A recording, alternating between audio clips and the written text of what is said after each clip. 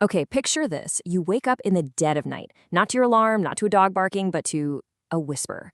Today, we're diving into this incredibly touching late night slice of life story. It's a micro memoir by a creator named TKN, and it's called The Day My Husband's Sensibility Got Lost. It's this brilliant little window into a marriage told entirely from the wife's perspective. It tackles aging, that quiet panic we all get about leaving our childhood dreams behind, and just how deeply couples really observe each other. Honestly, if you've ever felt like you're losing your spark, or you've watched someone you love struggle with getting older, this explainer is absolutely going to hit home for you. So let's just jump right into this late night domestic scene. So, it's the middle of the night, April 3rd. The bedroom lights are totally out. The house has that heavy midnight silence where literally every tiny sound is magnified. And right there, in the pitch black, the wife hears her husband whispering, just going, Artemis, Artemis, Artemis. I mean, it sounds like some kind of creepy midnight incantation, right? And to make it even weirder, she realizes he is meticulously counting to 100 on his fingers while he's chanting. From her perspective, lying there in bed, it is just utterly ridiculous. A grown man doing this in the dark. She totally wanted to call him out on it, but the thing is, he was so intensely serious about it that she just froze. She completely missed the window to even laugh. Now, for context, this is a guy whose eyes would normally just light up like absolute pure joy anytime space news came on TV. He's always had this deep, childlike yearning for the cosmos. But tonight is different. He's just sighing. He looks over at his wife in the dark and actually says, no excitement wells up. He literally diagnoses himself, totally unprompted, with a decline in sensibility. And you can hear the real, palpable anxiety in his voice. He is genuinely terrified that, as he's gotten older, he's just permanently lost his capacity for wonder. So what's he actually chanting about? Well, he's rambling about NASA's Artemis program. He's just tossing all this heavy space jargon out into the quiet bedroom, talking about lunar flybys, the massive SLS rocket, crewed flight tests. Now, this is a huge milestone in space exploration, right? It was a highly successful launch. Normally, an achievement this massive is exactly the kind of thing that would call for, like, a celebratory toast in their house. But the irony here is that right next to the word success, her husband is just feeling totally cold and deflated. This incredible leap for human progress is happening, and internally, he just feels completely cut off from it. And this dynamic right here, this is what really anchors the story in the wife's super grounded, practical reality.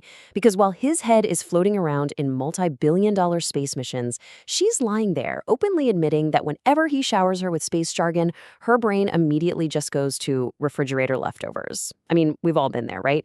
She has that cynical, almost protective instinct. She hears Artemis program and thinks, okay, but what is the point of spending all that money? But then, the moment those slightly dismissive thoughts cross her mind, she looks at him and starts to genuinely worry. She wonders, wait, where did you leave your youth behind? Because here's the thing. His sadness, it wasn't actually about rockets or the moon. It was way deeper than that. His midnight confession is just incredibly vulnerable. He whispers into the dark, I can't become a pilot now. I can no longer chase it. I'm powerless. Wow. He is actively mourning the realization that he is aging out of his own childhood dreams. His anxiety isn't about outer space. It's that profound, creeping dread of being left behind by time. And those heavy, heavy words just sort of hung there, slowly seeping into the quiet air of their bedroom. At first, the wife was mildly amused, maybe even a tiny bit annoyed by the weird midnight chanting.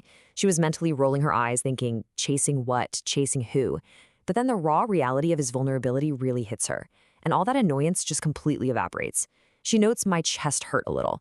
It's this beautiful, visceral moment of marital empathy. She feels his loss right in her own chest. She instantly understands that sudden, sharp pain of realizing the boundless possibilities of your youth have suddenly hit a wall. And her immediate instinct is that she just wants to protect that vulnerable part of him.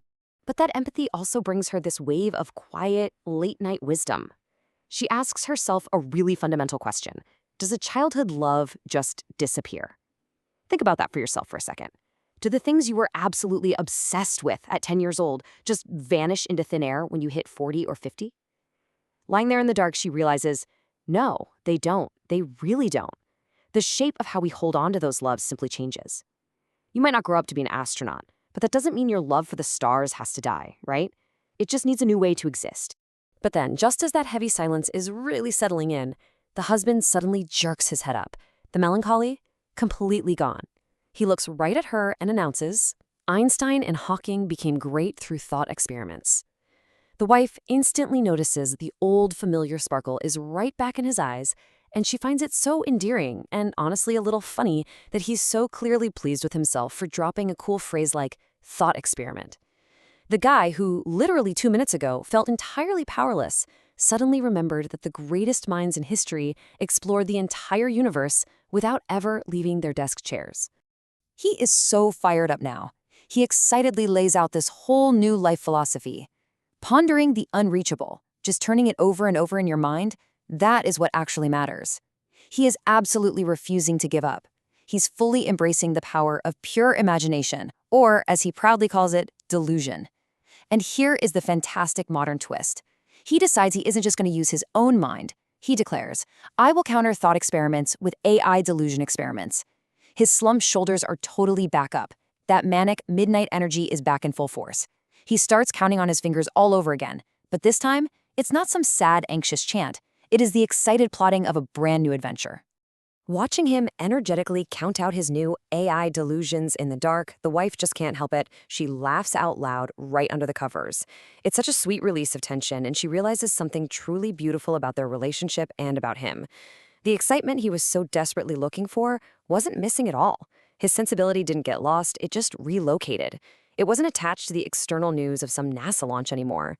The actual fuel for his wonder was inside his own head the entire time, and clearly he's got plenty of it left in the tank. As she finally drifts off to sleep, she's smiling, knowing that waking up tomorrow to brew coffee and listen to the rest of his wild space delusions won't be a bad morning at all. It is just such a beautiful reminder that our passions don't expire. They just evolve. The rocket ships we dreamed of flying when we were kids might just become the wild thought experiments we build right from our living rooms. So I want to leave you with this. Think about your own forgotten childhood dreams. What is the shape of that love right now? What fuel for delusion is still left in your head, just waiting for you to spark it back to life?